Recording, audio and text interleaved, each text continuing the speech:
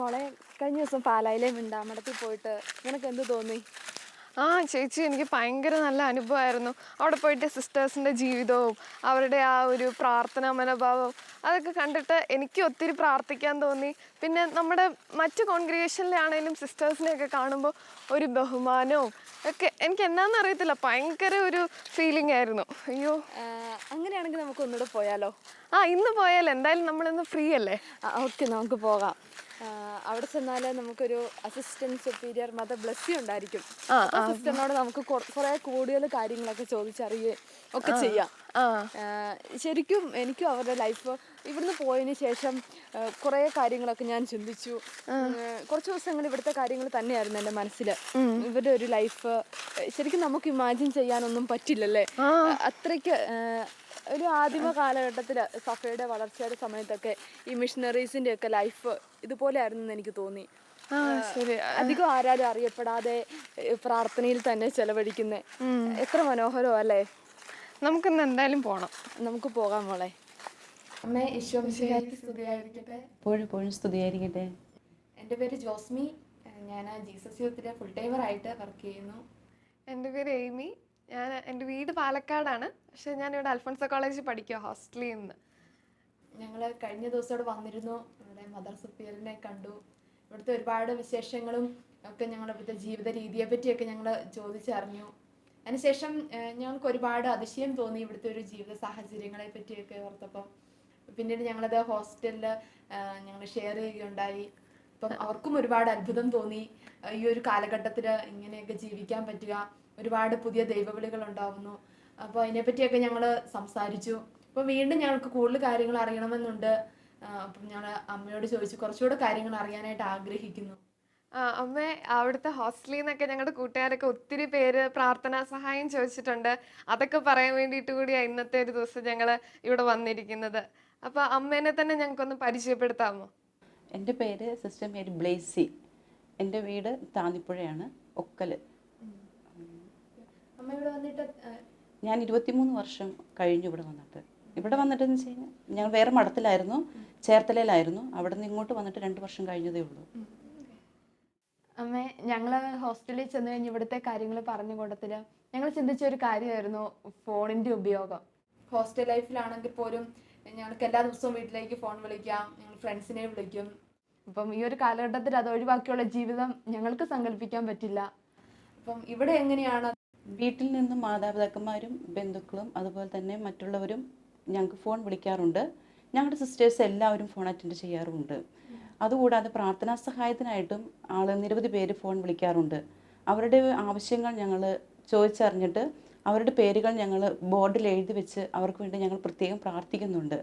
അതുകൂടാതെ ഞങ്ങളുടെ ദിവസത്തിൻ്റെ ഓരോ മണിക്കൂറും തിരുസഭയ്ക്ക് വേണ്ടിയിട്ടും പരിശുദ്ധ പിതാവിനും അതുപോലെ തന്നെ നമ്മുടെ സീറോ മലബാർ സഭയുടെ മേജർ ആർച്ച് ബിഷപ്പായ മാർ ജോർജ് ആലഞ്ചേരി പിതാവിന് വേണ്ടിയും നമ്മുടെ പാലാ രൂപതയുടെ മേലധ്യക്ഷനായ മാർ കല്ലറങ്ങാട്ട് പിതാവിന് വേണ്ടിയിട്ടും മുരിക്കൻ പിതാവിന് വേണ്ടിയിട്ടും മാർ ജോസഫ് പള്ളിക്കാപ്പറമ്പിൽ പിതാവിന് വേണ്ടിയിട്ടും ഞങ്ങൾ പ്രത്യേകം പ്രാർത്ഥിക്കും.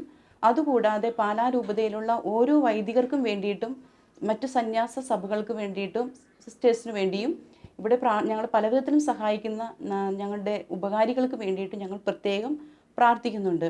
പിന്നെ ഞങ്ങൾക്ക് ഏറ്റവും ഇഷ്ടപ്പെടുന്ന സമയം എന്ന് പറഞ്ഞത് രാത്രിയുടെ യാമങ്ങളാണ്. അവിടെ നമ്മൾ രാത്രിയുടെ യാമങ്ങളിലിരുന്ന് പ്രാർത്ഥിക്കുമ്പോൾ നമുക്ക് കൂടുതൽ ദൈവിക അനുഭവങ്ങൾ ഉണ്ടാകാറുണ്ട്. അതുകൊണ്ട് രാത്രിയുടെ യാമങ്ങൾ എല്ലാവർക്കും കൂടുതൽ താല്പര്യം പ്രാർത്ഥിക്കാനായിട്ട്. മദറെ, ഇവിടുന്ന് സിസ്റ്റേഴ്സ് പുറത്തൊന്നും പോകാറില്ല. അപ്പോൾ ദിവ്യബലിയും കുമ്പസാരവും അങ്ങനെയുള്ള കൂദാശപരമായ കാര്യങ്ങളൊക്കെ എങ്ങനെയാണ് മുന്നോട്ട് പോകുന്നത്? അതിനെക്കുറിച്ചൊന്ന് വ്യക്തമാക്കി തരാമോ? ചാപ്ലിൻ അങ്ങനെ ആരെങ്കിലുമൊക്കെ ഉണ്ടോ? ഉണ്ട്. ഞങ്ങളുടെ പിതാവ് മാർ കല്ലറങ്ങാട്ട് പിതാവ് തോമസ് മേനശ്ശേരി അച്ഛനെയാണ് ഞങ്ങളുടെ ചാപ്പിളിനായിട്ട് നിയമിച്ചിരിക്കുന്നത്. എല്ലാ ദിവസവും 6:30 അച്ഛൻ ഇവിടെ വന്ന് ദിവ്യബലി അർപ്പിക്കും. 2 ആഴ്ച കൂടുമ്പം ഞങ്ങൾക്ക് കുമ്പസാരമുണ്ട്. അതുകൂടാതെ പ്രത്യേകമായിട്ട് ഒരു മാസം അല്ലെങ്കിൽ 2 മാസം കൂടുമ്പം കപ്പിസ്നച്ഛൻ വന്ന് ഞങ്ങൾക്ക് ജോർജ് എന്ന് പറഞ്ഞൊരു അച്ഛൻ വന്നുകൊണ്ട് ഞങ്ങൾക്ക് കുമ്പസാരിപ്പിക്കുന്നുണ്ട്. അതിന് എക്സ്ട്രാ ഓർഡിനറി കൺഫെഷനും ഞങ്ങൾക്കുണ്ട്. അതുകൂടാതെ എല്ലാ മാസവും ഞങ്ങൾക്ക് ഓരോരുത്തർക്കും ഓരോ ദിവസം പ്രാർത്ഥിക്കാനായിട്ട് കിട്ടുന്നുണ്ട്. അതുപോലെ തന്നെ മാസാന്ത്യ വെള്ളിയാഴ്ച ഉണ്ട് പ്രാർത്ഥന. പിന്നെ എല്ലാ വർഷവും ഞങ്ങൾക്ക് വാർഷിക ധ്യാനമുണ്ട്. അതിന് പുറത്തുനിന്ന് വന്ന് സിസ്റ്റേഴ്സ് ഞങ്ങളുടെ നിങ്ങളുടെ സിസ്റ്റേഴ്സ് തന്നെയാണോ അല്ല അല്ല അല്ല, പുറത്തുനിന്ന് ഞങ്ങൾ അച്ഛന്മാർ വിളിച്ചാണ് ഞങ്ങൾക്ക് ധ്യാനിപ്പിക്കുന്നത്? ശരി. കഴിഞ്ഞ ദിവസം മദർ സൂചിപ്പിച്ചു ഇവിടെ 13 പേരോളം ഉണ്ടെന്ന്. അപ്പോൾ അമ്മ ഇവിടുത്തെ വരുമാന മാർഗങ്ങൾ എന്തെങ്കിലും ഉണ്ടോ? ഓരോ ദിവസവും നമുക്കൊരു ഒരുപാട് ചിലവുകളുണ്ടെന്ന് ഞങ്ങൾക്കും അറിയാം. അപ്പോൾ അതിനുള്ള ഫിനാൻസ് കണ്ടെത്തുന്നത് എങ്ങനെയാണ് അമ്മേ? ഞങ്ങൾ ദൈവപരിപാലനയിൽ ആശ്രയിച്ചാണ് ഞങ്ങളുടെ ജീവിതം മുന്നോട്ട് പോകുന്നത്. ഞങ്ങൾ പലരും കണ്ടറിഞ്ഞും പ്രാർത്ഥനാ സഹായം ചോദിച്ചിട്ട് അവരുടെ ആവശ്യങ്ങൾ സഹായിച്ചു കിട്ടിക്കഴിയുമ്പോൾ നന്ദി സൂചകമായിട്ടും അവർ ഞങ്ങൾക്ക് വേണ്ടി അതിനാവശ്യങ്ങൾക്ക് വേണ്ടിയുള്ള സാധനങ്ങളായിട്ട് കൊണ്ടുതരുന്നുണ്ട്. ഞങ്ങൾ ചോദിക്കാതെ തന്നെയും കണ്ടറിഞ്ഞും ചെയ്യുന്നവരും പലരും കൂടുതലുണ്ട്. അങ്ങനെയാണ് ഞങ്ങളുടെ ജീവിതം മുന്നോട്ട് പോകുന്നത്. സാമ്പത്തികമായിട്ട് ഞങ്ങൾക്ക് ചില സമയങ്ങളിൽ ബുദ്ധിമുട്ട് അനുഭവപ്പെട്ടിട്ടുണ്ട്. പക്ഷേ ഞങ്ങൾ അത് ആരോടും പറയാറില്ല. ദൈവപരിപാലനയിലാണ് ഞങ്ങൾ പ്രത്യേകം ആശ്രയിക്കുന്നത്. അതുപോലെ തന്നെ മറ്റുള്ളവരും സഹായിക്കുകയും ചെയ്യുന്നുണ്ട്. കണ്ടറിഞ്ഞ് ഞങ്ങളുടെ ആവശ്യങ്ങൾ മറ്റുള്ളവർ സഹായിക്കുകയും ചെയ്യുന്നുണ്ട്. മദറെ, മറ്റു മഠങ്ങളിലൊക്കെ ട്രാൻസ്ഫർ അങ്ങനെയുള്ള സംഭവങ്ങളൊക്കെ ഉണ്ട്. അപ്പം ഒരു നിശ്ചിത കാലത്തിന് ശേഷം അവിടെ ട്രാൻസ്ഫർ ഉണ്ടാകും. അപ്പോൾ ഇവിടുത്തെ രീതികളൊക്കെ എങ്ങനെയാണ് അതെന്ന് പറഞ്ഞുതരാമോ? ഞങ്ങൾക്ക് സാധാരണഗതിയിൽ ട്രാൻസ്ഫർ ഇല്ല. ഞങ്ങൾ ഒരു സ്ഥലത്ത് നിന്ന് പുതിയ ഫൗണ്ടേഷനായിട്ട് വേറെ സ്ഥലത്തേക്ക് പോയി കഴിഞ്ഞ് കഴിഞ്ഞാൽ അവിടെ നിന്ന് തീരുമാനിച്ച വ്യക്തികൾ മാത്രമേ പോകുന്നുള്ളൂ. വോളണ്ടിയേഴ്സായിട്ട് അവർ പോകുന്നതാണ്. ഞങ്ങൾക്ക് സാധാരണഗതിയിൽ ട്രാൻസ്ഫർ ഇല്ല. അങ്ങനെ ആരും ചോദിക്കാറുമില്ല. പിന്നെ എന്തെങ്കിലും അസുഖം കാരണം കൊണ്ട് ഡോക്ടേഴ്സ് നിർദ്ദേശിക്കുകയാണെങ്കിൽ, അല്ലെങ്കിൽ കാലാവസ്ഥയുടെ എന്തെങ്കിലും വ്യത്യാസം കൊണ്ട് എന്തെങ്കിലും അസുഖങ്ങൾ ബാധിക്കുകയാണെങ്കിൽ മാത്രം നമ്മൾ കൺസൾട്ട് ചെയ്തിട്ട് ട്രാൻസ്ഫർ അങ്ങനെ കൊടുക്കത്തുള്ളൂ. ആദ്യം ആരും പ്രോത്സാഹിപ്പിക്കാറില്ല ട്രാൻസ്ഫറിന് വേണ്ടിയിട്ട്. അതുപോലെ തന്നെ അത് ട്രാൻസ്ഫർ കൊടുക്കുകയാണെങ്കിൽ തന്നെ നമ്മുടെ കമ്മ്യൂണിറ്റിയിൽ അത് സുപ്പീരിയേഴ്സ് കൗൺസിലേഴ്സായിട്ട് ആദ്യം കൺസൾട്ട് ചെയ്യും. അത് കഴിഞ്ഞ് ചാപ്റ്റർ മെമ്പേഴ്സായിട്ട് കൺസൾട്ട് ചെയ്യും കമ്മ്യൂണിറ്റിയിൽ. അതുപോലെ അങ്ങനെ നമ്മുടെ ഈ രണ്ട് കൂട്ടരുടെയും അഭിപ്രായം ഉണ്ടെങ്കിൽ, ശരി അവർ പോകാമെന്നുള്ളൊരു ഇതിലേക്ക് വരികയാണെങ്കിൽ മാത്രമേ മറ്റുള്ള ഈ പോകാൻ ആഗ്രഹിക്കുന്ന, നമ്മുടെ തന്നെ മോണസ്റ്റിലേക്ക് പോകാൻ ആഗ്രഹിക്കുന്ന മഠത്തിലെ മദറിനോട് വിളിച്ച് ചോദിക്കും. അതുപോലെ തന്നെ അവിടുത്തെ മെമ്പേഴ്സിൻ്റെ, അവിടുത്തെ കൗൺസിലേഴ്സിൻ്റെയും ചാപ്റ്റർ മെമ്പേഴ്സിൻ്റെയും ഒക്കെ പെർമിഷൻ കിട്ടിയതിന് ശേഷം നമ്മൾ ബിഷപ്പിനെ എഴുതി അറിയിക്കും. ബിഷപ്പിൻ്റെയും കൂടി പെർമിഷൻ ഉണ്ടെങ്കിൽ മാത്രമേ നമുക്ക് ട്രാൻസ്ഫർ ഒരു സിസ്റ്ററിന് നമ്മുടെ കമ്മ്യൂണിറ്റിയിൽ നിന്നും നമ്മുടെ തന്നെ കമ്മ്യൂണിറ്റിയിലേക്ക് പോകാനായിട്ട് സാധിക്കുകയുള്ളൂ. നവസന്യാസിനികളായിട്ടുള്ള ഒരു കോൺവെന്റിലേക്ക് വരുമ്പം ഇവിടുത്തെ സിസ്റ്റേഴ്സ് അവരെങ്ങനെയാണ് സ്വീകരിക്കുന്നത്, അതിൻ്റെ ആ ഒരു രീതിയൊക്കെ എങ്ങനെയാണ്, അതൊക്കെ ഒന്ന് പറഞ്ഞു തരാമോ? സാധാരണ അർത്ഥനികൾ ഏത് സമയത്ത് വന്നാലും ഞങ്ങൾ അവരെ സ്വീകരിക്കുന്നതാണ്. ഇപ്പോൾ അർത്ഥനികൾക്ക് വരുമ്പോൾ അവർക്ക് നമ്മളുടെ കൂടെ അകത്ത് 3 മാസക്കാലം നമുക്ക് താമസിച്ച് ഇവിടുത്തെ അതേ രീതിയിൽ തന്നെയാണോ ജീവിത രീതിയിൽ ആ 3 മാസക്കാലം അവർക്ക് നമ്മുടെ കൂടെ ജീവിച്ച് നമ്മുടെ ജീവിത രീതി കണ്ട് അവർക്ക് ഇഷ്ടപ്പെട്ട് പ്രാർത്ഥനയൊക്കെ ഇഷ്ടപ്പെട്ടെങ്കിൽ അവർ തിരിച്ച് വീട്ടിലേക്ക് പോകും. എന്നിട്ട് ഇഷ്ടപ്പെട്ടെങ്കിൽ മാത്രം അവർ തിരിച്ച് നമ്മുടെ മഠത്തിലേക്ക് തന്നെ വരും. അപ്പോൾ 2 വർഷം ആദ്യം പോസ്റ്റലൻസിയാണ് അവർക്ക്. അത് കഴിഞ്ഞ് 2 വർഷം നോഷേറ്റ്. അത് കഴിഞ്ഞിട്ട് നമ്മൾ ആദ്യ വ്രതവാഗ്ദാനം എടുക്കുന്നു. അത് കഴിഞ്ഞ് 6 വർഷം അവർക്ക് ജൂനിയറേറ്റ് ആണ്. അത് കഴിഞ്ഞിട്ട് നിത്യവ്രതവാഗ്ദാനം അല്ലെങ്കിൽ സാഘോഷ വ്രതവാഗ്ദാനം എന്ന് പറഞ്ഞ് ഇവിടെ മറ്റ് പുതിയ നവസന്യാസിനികളൊക്കെ വരുമ്പോൾ അവർ പഠിക്കുന്ന കാലഘട്ടത്തിൽ അവർക്ക് വീട്ടിലേക്ക് പോകാനോ അല്ലെ അവരുമായിട്ട് സംസാരിക്കാനോ അങ്ങനെയുള്ള സാഹചര്യങ്ങളൊക്കെ അവർക്ക് വരുന്നുണ്ടോ? ഇല്ല. നമ്മൾ പോസ്റ്റലൻസിൻ്റെ സമയത്ത് വീട്ടിൽ നിന്ന് വരുന്നവരോട് സംസാരിക്കാം. പിന്നെ നമ്മൾ കമ്മ്യൂണിറ്റിയിൽ മദർ പറയുകയാണെങ്കിൽ മാത്രം അവർക്ക് പാർലറിൽ പോകാനൊക്കെ പറ്റുള്ളൂ. പിന്നെ നോഷിറ്റ് ആണെങ്കിൽ തന്നെ ആദ്യത്തെ 1 വർഷം സ്ട്രിക്റ്റ് ആണ്. വീട്ടിൽ നിന്നും ഫോൺ കോളുകളൊന്നും നമ്മൾ സ്വീകരിക്കത്തില്ല. മദർ സുപ്പീരിയറാണ് ഫോൺ അറ്റൻഡ് ചെയ്യുന്നത്. ക്രിസ്മസിനും നമ്മൾ ലെറ്റർ മദറാണ് അവരുടെ വീട്ടിലേക്ക് എഴുതുന്നത്. അല്ലാതെ സിസ്റ്ററുമായിട്ട് യാതൊരു കോണ്ടാക്റ്റും ഇല്ല. ആ 1 വർഷത്തേക്ക് ഭയങ്കര സ്ട്രിക്റ്റ് ആണ്. ഏതാണ്ട് 2 വർഷക്കാലമായി ഞാൻ മാർസലിവ കോൺവെൻറ്റിനെ കുറിച്ച് അറിയാൻ തുടങ്ങിയിട്ട്. ഇവിടുത്തെ സിസ്റ്റേഴ്സ് ആധ്യാത്മികമായും പ്രാർത്ഥനാപരമായും ഈ കോൺവെൻറ്റിൽ ഉള്ളിൽ നിന്നുകൊണ്ട് ജനങ്ങൾക്ക് വേണ്ടി എല്ലാ വൈദികർക്കും സിസ്റ്റേഴ്സിനും രൂപതയ്ക്കും വേണ്ടി പ്രത്യേകം പ്രാർത്ഥിക്കുന്ന സിസ്റ്റേഴ്സാണ്. ഞങ്ങളെ സംബന്ധിച്ച് ഞങ്ങൾ ലോകത്തിലായിരുന്നു കൊണ്ട് ലോകത്തിന് വേണ്ടി ജീവിക്കുന്നു. രാവും പകലും 24 മണിക്കൂർ ദീപികാരുണ്യ സന്നിധിയിലിരുന്ന് ഇവർ ഓരോ മക്കൾക്ക് വേണ്ടി പ്രാർത്ഥിക്കുമ്പോൾ ഇവരുടെ ജീവിതം തന്നെ മറ്റുള്ളവർക്കൊരു ബലിവസ്തുവായി തീരുകയാണ് ചെയ്യുന്നത്. ഞങ്ങളെ സംബന്ധിച്ച് ഞങ്ങൾ മാതാപിതാക്കളെ, സഹോദരങ്ങളെ ഫോണിൽ കൂടെയും ഞങ്ങളുടെ കുടുംബാംഗങ്ങളെ കുടുംബത്തിൽ ചെന്ന് കണ്ടുമുട്ടുമ്പോൾ ഇവരാണെങ്കിൽ അതിൽ നിന്നെല്ലാം വ്യത്യസ്തമായി മഠത്തിനുള്ളിൽ നിന്ന് മാതാപിതാക്കളെ, സഹോദരങ്ങളെ എല്ലാം മാറ്റി നിർത്തിക്കൊണ്ട് യേശുവിന് വേണ്ടി ജീവിത സാക്ഷ്യം വഹിച്ച ഒരു ബലി വസ്തുവായി തീരുന്നു. പുറത്തുനിന്ന് ആൾക്കാരൊക്കെ കാണാൻ വരുവാണ്, അപ്പോൾ അവരുമായിട്ട് ഇൻട്രാക്ട് ചെയ്യുന്നത് ആരായിരിക്കും? അവരോട് സംസാരിക്കുന്നതും മദർ വരുമോ, അതോ വേറെ ആരെങ്കിലും ഒക്കെ ഉണ്ടോ? അതിനെക്കുറിച്ചൊക്കെ ഒന്ന് പറയാമോ? ഞങ്ങൾക്ക് താൽക്കാലികമായിട്ട് 2 സിസ്റ്റേഴ്സിനെ നിയമിച്ചിട്ടുണ്ട്. അവരാണ് ബെല്ലടിക്കുമ്പോൾ ആൻസർ ചെയ്യുന്നത്. അവർ വന്നിട്ടാണ് പറയുന്നത് മദറിനെ കാണണമെന്ന് പറയുമ്പം മദർ വന്ന് അവരെ കാണുന്നത്.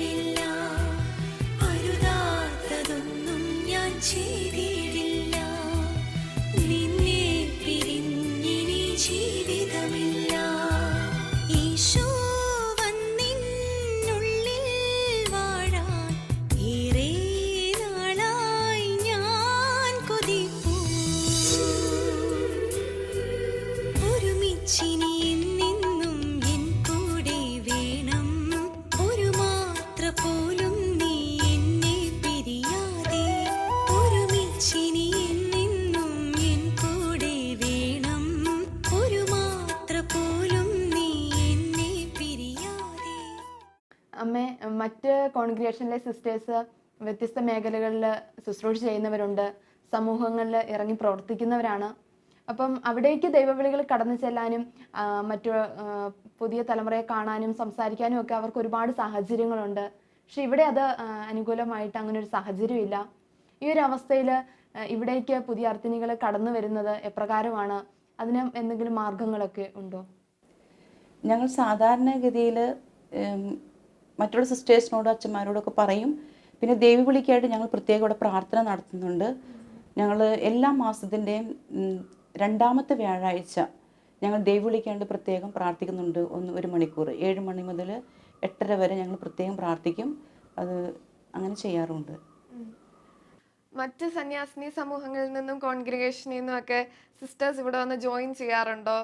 ഈ ഒരു ജീവിത രീതിയൊക്കെ ഇഷ്ടപ്പെട്ട് സിസ്റ്റേഴ്സിൻ്റെ ഈ ഒരു കോൺഗ്രിഗേഷനിൽ വന്ന് ജോയിൻ ചെയ്യാറുണ്ടോ? അപ്പോൾ അവരെ നിങ്ങൾ സ്വീകരിക്കുമോ? അതെങ്ങനെയാണ് അതിൻ്റെ പ്രൊസീജിയർ എങ്ങനെയാണ്? തീർച്ചയായിട്ടും അങ്ങനെ വരുന്നവരെ ഞങ്ങൾ സ്വീകരിക്കാറുണ്ട്.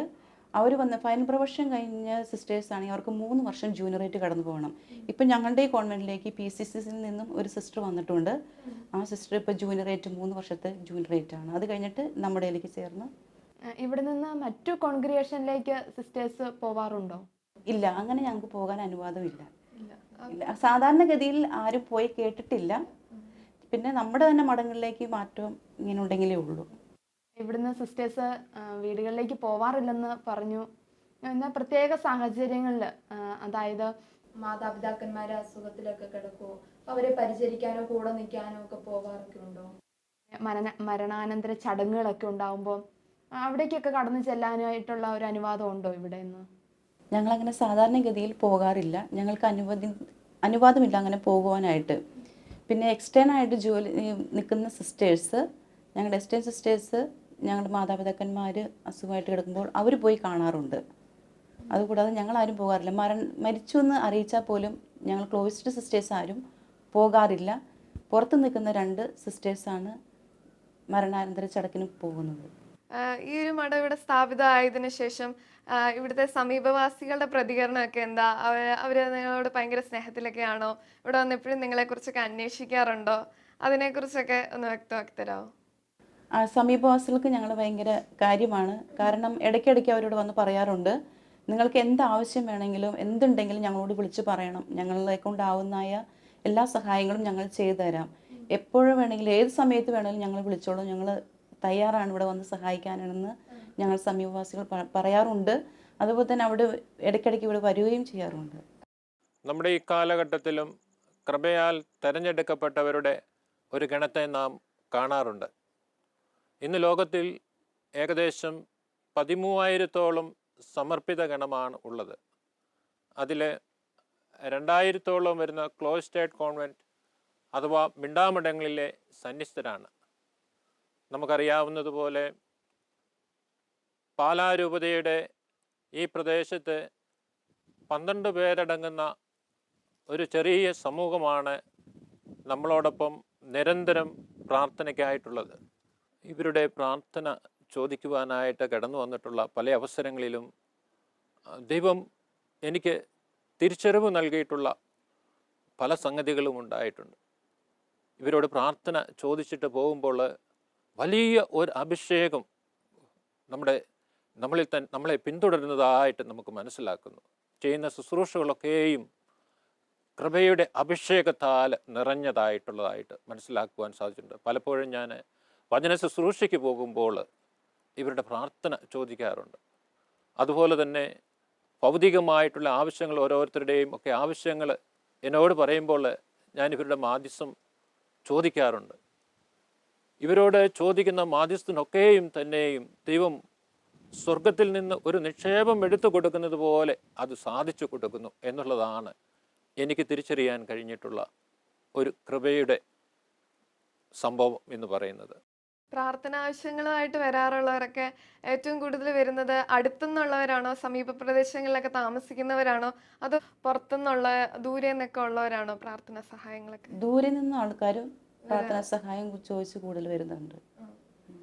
അമ്മേ, നമുക്കറിയാം ഇന്നത്തെ യങ്സ്റ്റേഴ്സിന് വ്യത്യസ്തമായ ടാലൻസ് ഉള്ളവരാണ്. ഇപ്പം പുതിയ ദൈവവിളികൾ ഇവിടേക്ക് കടന്നു വരുമ്പോൾ അവരുടെ കഴിവുകളെയൊക്കെ പ്രോത്സാഹിപ്പിക്കുന്നതിന് ഇവിടെ സാധ്യതകളുണ്ടോ? അതിനെ പ്രോത്സാഹിപ്പിക്കുകയും വളർത്തുകയും ചെയ്യുന്നുണ്ടോ?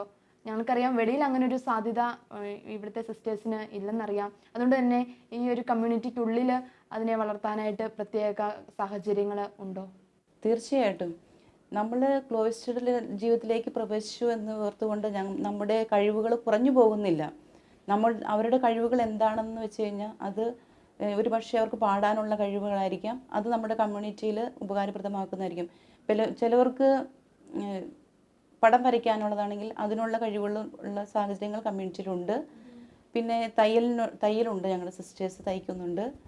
അതുകൂടാതെ ഡാൻസ് കളിക്കാനുള്ള കഴിവുള്ളവർക്ക് നമ്മുടെ സിസ്റ്റേഴ്സിൻ്റെ ഫീസ്റ്റൊക്കെ വരുന്നത്, പ്രത്യേകിച്ച് മദർ സുപ്പീരിയറിൻ്റെ ഫീസ്റ്റ് വരുന്ന സമയത്ത് ഞങ്ങൾ അതിൻ്റെ പ്രോഗ്രാമൊക്കെ നടത്താറുണ്ട്. ഫീസ്റ്റൊക്കെ എങ്ങനെയാ അപ്പോൾ ആഘോഷിക്കുന്നത്? നന്നായിട്ട് ആഘോഷിക്കുന്നു ഫീസ്റ്റിന്. പ്രത്യേകിച്ച് മദറിൻ്റെ ഫീസ്റ്റ് വരുമ്പം നമ്മൾ ആഘോഷമായ പാട്ട് കുർബാനയും അതുപോലെ തന്നെ ഫീസ്റ്റിൻ്റെ ഒരു പാട്ട് പാടുകയും ബ്രേക്ക്ഫാസ്റ്റും ഡിന്നറൊക്കെ. അപ്പോൾ പുറത്തുനിന്ന് മറ്റു കോൺഗ്രിഗേഷനിൽ നിന്ന് സിസ്റ്റേഴ്സിനെ വെൽക്കം ചെയ്യാറുണ്ടോ? സാധാരണഗതിയിൽ ഞങ്ങൾ അങ്ങനെ പുറത്തുനിന്ന് ആരെയും ഇൻവൈറ്റ് ചെയ്യാറില്ല. ഇവിടെ ഉള്ള ഈ ഒരു നമ്മുടെ കമ്മ്യൂണിറ്റിയിലെ മെമ്പേഴ്സ് മാത്രം. ഈ ഒരു യുവതലമുറ, ഇപ്പോഴത്തെ കുട്ടികൾ എന്ന് പറഞ്ഞാൽ അവർ ടെക്നോളജീസിൻ്റെ ഒരു വേൾഡിൽ ജീവിക്കുന്നവരാണ്. ഇങ്ങനെ അടച്ചും പൂട്ടിയൊക്കെ ഇരുന്ന് പ്രാർത്ഥിക്കുന്നതിൽ ഇപ്പോഴത്തെ തലമുറയ്ക്കൊക്കെ മടുപ്പ് തോന്നുന്ന ഒരവസ്ഥയാണ്. അപ്പം അവർക്ക് ഇവിടെ വന്ന് അഡ്ജസ്റ്റ് ചെയ്ത് പോകാൻ പറ്റുമോ? അങ്ങനെ ഇപ്പം വലിയ ടെക്നോളജീസ് ഒന്നും സ്ട്രിക്റ്റ് ആയിട്ട് തന്നെ ഓരോ നിയമങ്ങളും കൊണ്ടുപോകുന്ന അവസ്ഥയാണ്. അപ്പം അവർക്ക് ഈ ജീവിത സാഹചര്യങ്ങളൊക്കെ ആയിട്ട് പൊരുത്തപ്പെട്ട് പോകാൻ പറ്റുമോ? ഇങ്ങനെ ഒരു ദൈവവിളി സ്വീകരിച്ച് അവർക്ക് ഇവിടെ അവരുടെ ജീവിതകാലം മുഴുവൻ ജീവിക്കാൻ പറ്റുമോ? അതിനെക്കുറിച്ചൊക്കെ ഒന്ന് പറയാമോ? കുട്ടികൾ വരാറുണ്ട്. ദൈവം വിളിച്ച കുട്ടികൾക്ക് ഏതൊരു പ്രതിസന്ധികളെയും കടന്നു പോകാനായിട്ട് അവർക്ക് സാധിക്കും. ഇപ്പം പറഞ്ഞു കഴിഞ്ഞു കഴിഞ്ഞാൽ നല്ല അതായത് സാധാരണ ദൈവവിളി വിളിച്ച നല്ല ദൈവവിളിയുള്ള കുട്ടികൾ ഇവിടെ പറയുന്ന നിയമങ്ങളൊക്കെ പാലിച്ചു പോകുന്നതിൽ അവർക്ക് അധികം ബുദ്ധിമുട്ട് തോന്നാറില്ല. പക്ഷെ പ്രാർത്ഥനാ ജീവിതത്തോട് താല്പര്യമുള്ള വ്യക്തികൾക്ക് അതാണ് ദൈവം അതിനാണ് പറയുന്നത്, ഇന്നത്തെ യുവതലമുറ നന്നായിട്ട് പ്രാർത്ഥിക്കണം. കൂടുതൽ ഏത് ജീവിതാന്തസ്സിലേക്കാണ് അവർ പ്രവേശിക്കേണ്ടത് എന്നറിയാൻ വേണ്ടിയിട്ട് പരിശുദ്ധ അമ്മയോട് ജപമാല ചൊല്ലി പ്രാർത്ഥിക്കണം. കൂടുതൽ ധ്യാനത്തിന് പോവുകയും ജപമാല ചൊല്ലി പ്രാർത്ഥിച്ച് ദൈവഹിതം എന്താണെന്ന് തിരിച്ചറിയണം. എങ്കിൽ മാത്രമേ നമുക്ക് ഈ ജീവിതം മുമ്പോട്ട് കൊണ്ടുപോകാൻ സാധിക്കുകയുള്ളൂ. അമ്മ പറഞ്ഞു ഇവിടെ വന്നിട്ട് 23 വർഷമായി. ഇപ്പോൾ അമ്മ എപ്പോഴും ദിവ്യകാരുണ്യത്തിനൊപ്പമായിരിക്കുന്നു, ഒരുപാട് സന്തോഷം അനുഭവിക്കുന്നു. പുതുതലമുറയിൽപ്പെട്ട പ്രത്യേകിച്ച് സമർപ്പിത ജീവിതം ആഗ്രഹിക്കുന്ന യുവജനങ്ങളോട് അമ്മയ്ക്ക് എന്താണ് പറയാനുള്ളത്? എൻ്റെ ചെറിയൊരു അഭിപ്രായം ഇങ്ങനെ പറയാനുള്ളത്, യേശുക്രിസ്തുവിനോട് ഐക്യപ്പെട്ട് വിശുദ്ധ ജീവിതം നയിക്കുവാൻ ആഗ്രഹിക്കപ്പെടുന്നവരെല്ലാവരും ക്രൂശിക്കപ്പെടുമെന്നാണ്. അതിനോട് കൂട്ടിച്ചേർത്ത് വായിക്കേണ്ട ഒരു വചനം കൂടിയുണ്ട്. യേശുക്രിസ്തുവിൻ്റെ നല്ല പടയാളിയാകാൻ ആഗ്രഹിക്കുന്നവർ സഹനങ്ങൾ സന്തോഷപൂർവ്വം സ്വീകരിക്കണമെന്ന്.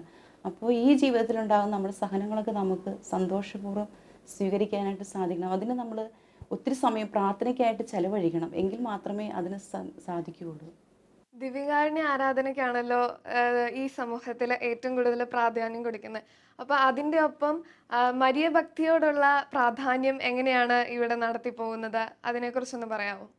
ഞങ്ങളുടെ പേരിനോട് ചേർത്ത് തന്നെ മാതാവിൻ്റെ പേരാണ് ഞങ്ങൾ വെച്ചിരിക്കുന്നത് തന്നെ. അതുകൂടാതെ തന്നെ ഞങ്ങളെന്നും പരിശുദ്ധ അമ്മയുടെ വിമല ഹൃദയത്തിന് സ്വയം സമർപ്പിച്ച് ഒരു പ്രതിഷ്ഠ നടത്തി ഞങ്ങൾ ചെറിയൊരു പ്രാർത്ഥന ചെല്ലുന്നുണ്ട്. പിന്നെ ഞങ്ങൾ സമയം കിട്ടുമ്പോഴെല്ലാം ഞങ്ങൾ പേഴ്സണലായിട്ട് ജപമാല ചൊല്ലാറുണ്ട്.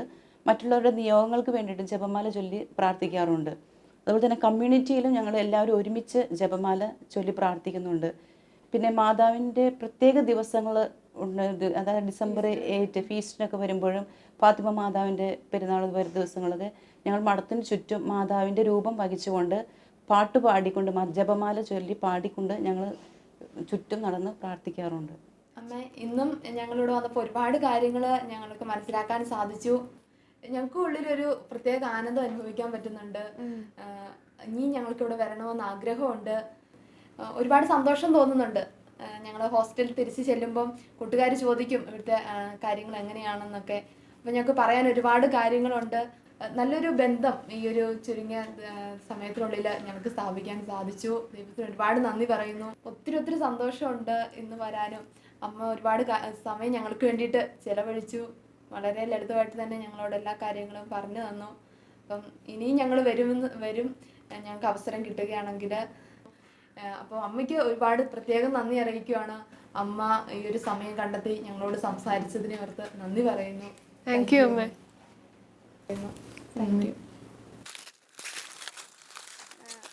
ശരിക്കും മോളെ, അവിടെ ചെന്നപ്പം ഒരു നിത്യാരാധന ചാപ്പലൂടെ ഉണ്ടായിരുന്നെങ്കിലൊന്നും തോന്നിയില്ലേ? അതിനെന്താ ചേച്ചി, നമുക്ക് ഉള്ളിലൊരു ചാപ്പലില്ലേ അവിടെ സിസ്റ്റർമാർക്കായിട്ട്? മോളെ, അത് സിസ്റ്റേഴ്സിന് മാത്രം. അതല്ലേ ചേച്ചി പറഞ്ഞേ?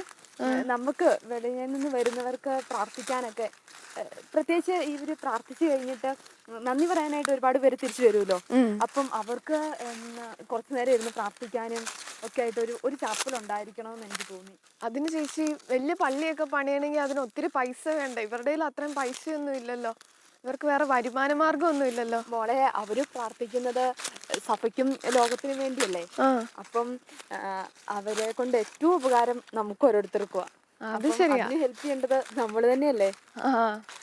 പിന്നെ മോള് ശ്രദ്ധിച്ചോ, അവർക്ക് ദൈനംദിന ചെലവിനുള്ള ഫിനാൻസ് ഒന്നും കണ്ടെത്താൻ മറ്റു വരുമാന മാർഗങ്ങളും ഇല്ല. അപ്പം അതിനും സഹായിക്കേണ്ടത് നമ്മളാ. അതിന് സഹായിക്കണമെങ്കിൽ അവിടെ പോകുകയും അവരോട് കാര്യങ്ങളൊക്കെ ചോദിച്ചറിയാൻ അന്വേഷിക്കുകയൊക്കെ ചെയ്യണം. അപ്പം നമ്മൾ ഇടയ്ക്കൊക്കെ ചെല്ലണം.